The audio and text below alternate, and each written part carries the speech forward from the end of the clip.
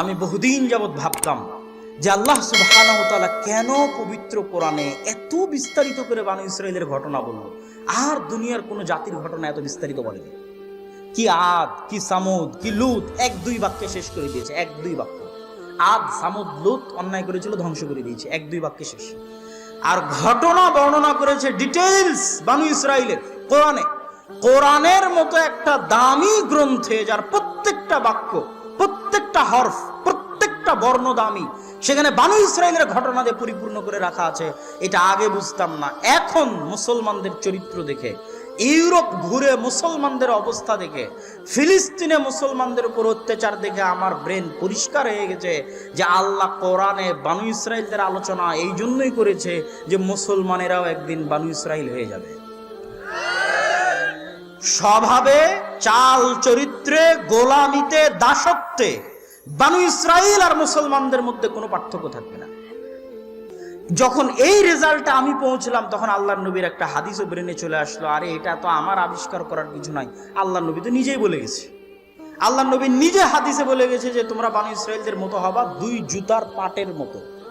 এক জুতার পাট আর এক জুতার পাটের সাথে যেভাবে মিলে যায়, আমার উম্মত বনী ইসরাইলের সাথে ওইভাবে মিলে যাবে।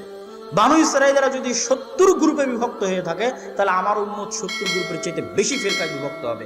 বনী ইসরাইলের কোনো ব্যক্তি যদি ওর মায়ের সাথে জেনা করে থাকে, তাহলে আমার উম্মতের একজন লোক মায়ের সাথে জেনা করবে। এইভাবে তোমরা মিলে যাবে। নাউজুবিল্লাহ।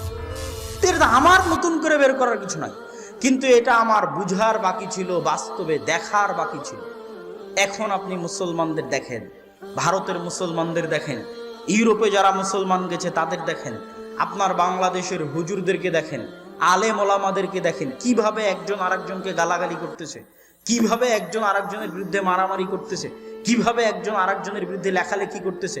ন্যূনতম আত্মসম্মান, ন্যূনতম আত্মমর্যাদা থাকলে মানুষ যে ধরনের কথা বলে না, যে ধরনের আচরণ করে না, সেই ধরনের আচরণ সাধারণ মুসলমান তো দূরে থাক, আলেম ওলামারা করতেছে। তাহলে এরা যদি আজকের যুগের বনী ইসরাইল না হয়, কারা আজকের যুগের বা কারা বনী ইসরাইল হবে? স্বভাবে, চাল চরিত্রে বনী ইসরাইল হয়ে গেছে মুসলমানেরা। এই জন্য মুসলমানদের ভাগ্যে বনী ইসরাইলের ভাগ্য মিলে গেছে। কিভাবে? ফেরাউন যেভাবে বনী ইসরাইলদেরকে জবাই করত দিনের বেলা প্রকাশ্যে, পৃথিবীতে কেউ বলার ছিল না, ওইরকম মূল্যহীন হয়ে গেছিল বনী ইসরাইলরা। তো আজকের যারা বনী ইসরাইল, তাদেরকে ওইভাবেই হত্যা করতেছে আজকের ফেরাউনেরা। কেন? ফিলিস্তিনে কি লুকিয়ে হত্যা করা হচ্ছে ভাই? ফিলিস্তিনে কি গোপনে হত্যা হচ্ছে? সারা